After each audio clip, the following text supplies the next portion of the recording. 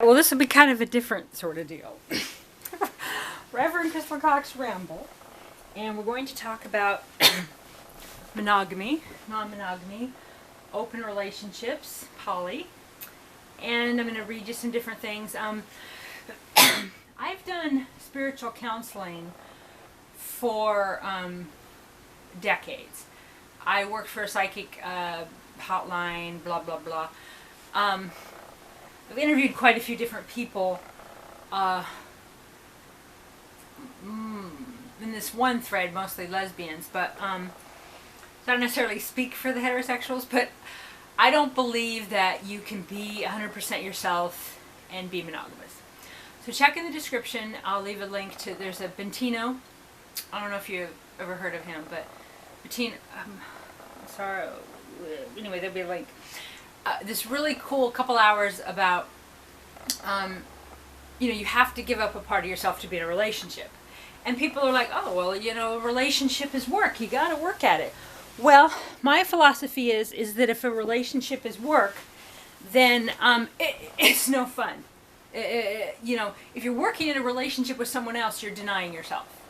If you're filtering everything you do every day through someone else's version of you, you're denying yourself. So if you're walking around going, well, I don't know if I should eat that or do that or talk to this person or with anything at all, if you're making that decision based on what your partner thinks, then they're controlling you. Whether they're trying to or not, or your program's letting them. People are like, oh, no, I do it out of respect for them. You completely alter who you are out of respect. That's not respect. That's abuse, controlling, and fear. They're not necessarily doing it to you. You're doing it to yourself, right? Because you might be out and someone might invite you to some music thing. Totally benign, no strippers or no the things that you might not be allowed to do. And you might tell your partner, and they're like, I'm really uncomfortable with that. And then you're like, okay, then I won't do it. Then you've altered your truth. Or say, for example, someone says, oh, it's okay if you go to your Tupperware party. It's okay if you go to your, sins and pleasure thing. It's okay if you sing. It's okay if you, go to your group meeting. Okay, when your partner says it's okay, that's controlling and abusive. Because they should just be like, oh, that's interesting. Love to hear about it. Enjoy. Not, oh, that's okay with me. I'll be okay. So that implies that first they're insecure and controlling. They need you to behave a certain way so they're okay. And secondly, when you give permission, you can revoke permission. It's kind of like Montana easement law, right? If you got a piece of land and people are coming in all the time, in order to give them to not have prescriptive easement, like a legal easement over years, you give them permission. You say, oh, written permission. Here's permission to use that road. That means, by law, then you can then revoke it at any time. But if you turn a blind eye and don't give permission, they have what's called a prescriptive easement by law, because they've been doing it blatantly. So when your partner says, I don't mind if you go sing, I don't mind if you go do your own thing in your room, I don't mind if you go out dancing, I don't mind if you take that dance lesson, oh, I don't mind if you join that gym.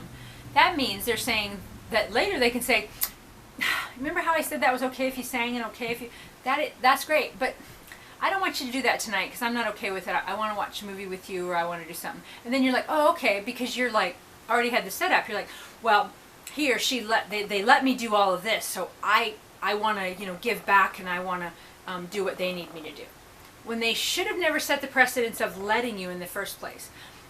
A lot of things in relationships are like the frog boiling thing. I don't know if you've heard of that, but why does a frog in boiling water die and it not jump out? He's a frog because it gets hotter and hotter and hotter and then he's dead. Doesn't know, because it happens gradually. And this stuff happens in the beginning of a relationship, where you suppress yourself, you suppress your truth, and then your partner gives you permission to do those things. Then they can revoke it at any time. We'll talk about a lot of this stuff. But anyway, the Bentino, I will, if I don't remember to link it in the description, check back another time. But basically, that there is no way to have a relationship with someone else, especially monogamous, and be yourself. Because you're always filtering a part of you through them. Now, you could be two sovereign beings and in love, but you don't want to be monogamous, and you maybe even open relationship, even if you're never with anybody. Because you know, people, they stop dressing up for you. They stop trying to flirt with you or romance you or fire you up. You know, you give up a part of yourself. Oh, we're married now and you can't go anywhere, so you have to accept me the way that I am, right? And we're monogamous, so if you don't accept me the way I am, you're never going to get touched, you're never going to get kissed, cuddled, supported, loved, made love to, heard, cooked for. I'll withhold all these things if you don't be your version of me. And that's what monogamy in a marriage license does. Not all the time, but most of the time. Facts. Okay, so this is an article I wrote called "It's Simply a Way to Cheat." And I'm going to read that, and then I'm going to do an article on every single comment that people have said. I've got a lot of relationship writing stuff. And again, you know, welcome to my new channel, and we're going to be talking about a lot of different broad, a lot of broads. Broad spectrum. Okay, it's simply a way to cheat. Some say that an open relationship or poly relationship is just a way to cheat. I find this very interesting, as it implies that the other person owns you. That in regard to your intimate connection with yourself and others, you can cheat. To me, the only person you can really cheat on is yourself. The only person you can be untrue to is yourself.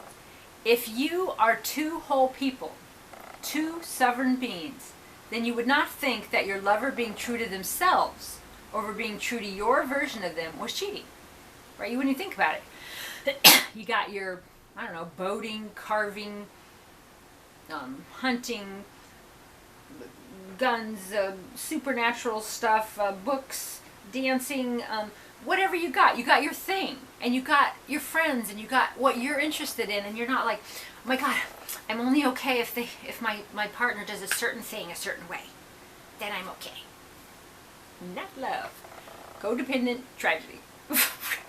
You would not need to control who, okay, you would not need to control who your lover touches, where they go, what they do, so that you feel better about them and about you. If you do find that you need this, well, it is just a thought form, a belief, a perception. So convince your assuming mind, your emotions, that the need to control others' actions is okay, healthy, and how a relationship should be. Convince your mind that your lover is simply off alone in a cave in the mountains, thinking only of you and focused only on the things that would make you feel okay about you, and then all would be well. It's a question mark. I used to say, well, so if my lover is at coffee with somebody, if they are at a Tai Chi class, or if they're at a knitting club, or fishing, or walking on the beach, if they're making love, whatever they're doing, it's not time with me, and it's none of my fucking business. And I don't own their body, and they don't own my body. So when we live a life completely suppressing our truth to be with someone, we're kind of forcing them to be with us all the time. Monogamous and guilt and all these, you know, head games. That's forced love. It's kind of the rape culture. It's definitely the patriarch. It's definitely, well, let's leave that at that. Oh, but yeah, whatever they're doing that's not with me has nothing to do with me. And it's hard to get that through people's head, because they're like, well, if they're sexual with someone else, they don't love me. But I don't want to be sexual with them. But if they're sexual with someone else, they don't love me. I mean, it's just these fucking games, right? So, but if you think about it, if they're spending time and enjoying someone, even if it's over a good book, you know, really jealous partners are like, I'm jealous of that because I don't like that book, or I'm not that. I'm not into, you know, playing the tuba. I'm not into gathering shells. I'm not into gathering rocks, so you shouldn't be in it. So instead of being like, hey, you know, enjoy those things with your other people, love you, like a high consciousness, New Earth, high consciousness relationship would be, they're like, nope, I don't like those things, therefore you can't do those things. You could do them alone, or you could take me with them. Or, you know, you can call your friends on their birthday, but I have to be there, you know, because I need to make sure that you're always in character as my version of you, so I'm okay. Even if it's your body, not mine, and I don't want to do those things with you. That's what always bothered me in my long-term relationships. It's like, I was like monogamous, but, so don't be with someone else, but I don't want to be with you. So I'm not going to touch you, pat your ass, kiss you. I'm not going to drive in the woods with you and, you know, do all these things that you like to do. But I'm going to pitch a fit, even if it's energetic rage of jealousy, if you go do those things with anyone else. That's not a high consciousness relationship. Okay, so your lover being true to their self has nothing to do with you. If you fill yourself up and don't need your partner to do it, then you don't need to cling to your partner to be okay with you. If you got you, then what they do will not destroy you, disappoint you, or alter your day or life in any way. If you got you, then the sovereign actions of your partner regarding their own life and body, their time, will not cause you to withhold love, intimacy, attention, and friendship that you do genuinely want to and have to give to that person, and allow them to give to you. You will not seek to punish them by not giving them what you actually do want to share with them. So be like, oh, yes, I want to kiss you, I want to make out with you, I want to have fun, I want to have dinner, but I'm going to withhold all that because you were true to you, and you like kiss somebody over Game of Checkers. Or you like, you're into like paranormal, supernatural, weird stuff. It creeps me out, it scares me. I'm not into it, therefore you can't be into it and be with me. Okay? Now some people think, oh, well, people don't do that. They just do it if they're lovers with someone, and that's acceptable. Okay, so it's acceptable for my lover to say who can touch me or not because I'm their body. Okay, if they want to and they choose monogamy. But if you're doing that because you're forced, it's not natural, right?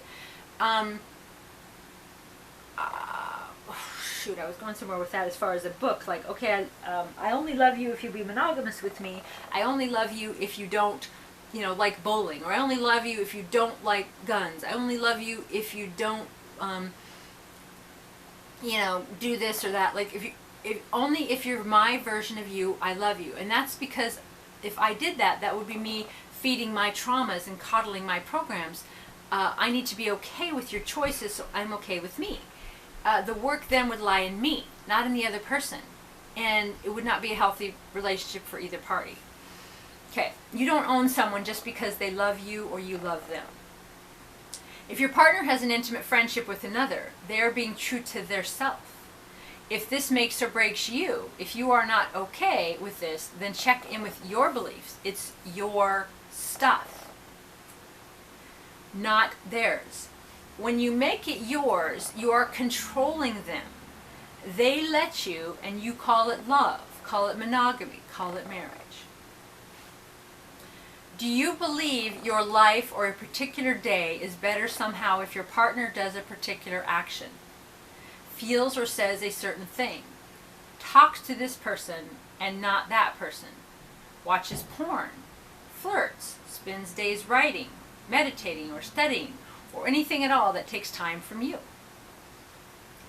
Is it okay if they spend time or just days on end writing or creating, but not if they spend that time experiencing laughter, joy, lust, play, hugs with another person? Truly examine how that affects you. Why is it your business? Haven't you got nothing going on for yourself? If you are secure in you, then it won't affect you or your energy. In a healthy high consciousness relationship, there is no permission slip needed to be your true self, and whether it's okay with the controlling partner does not exist. Do you think that your partner will only love you if they are not tempted by another? Oh my God, so many different people in the world, right? People that I love to walk on the beach with. Some people like art, some don't. Some love the movies, some don't.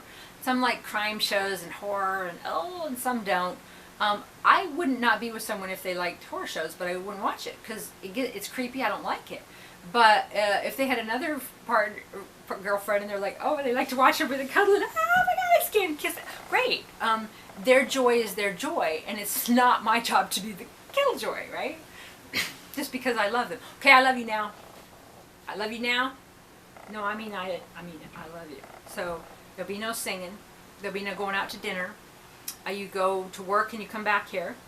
Okay. I need to know everybody you're talking to.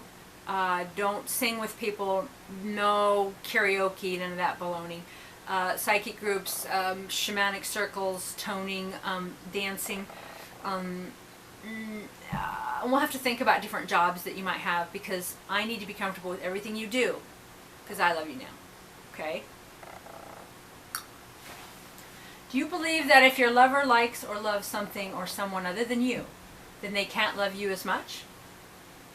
Or is it someone changes how you really feel about them? Or does it somehow change how you really feel about them? What if it truly has nothing to do with you? Do you believe your partner will love you more if you guilt trip them into being or pretending to be the version of them you want them to be? So, I need you to be monogamous. I need you to be all this. Okay. I really want you to love me. So I'll be all that.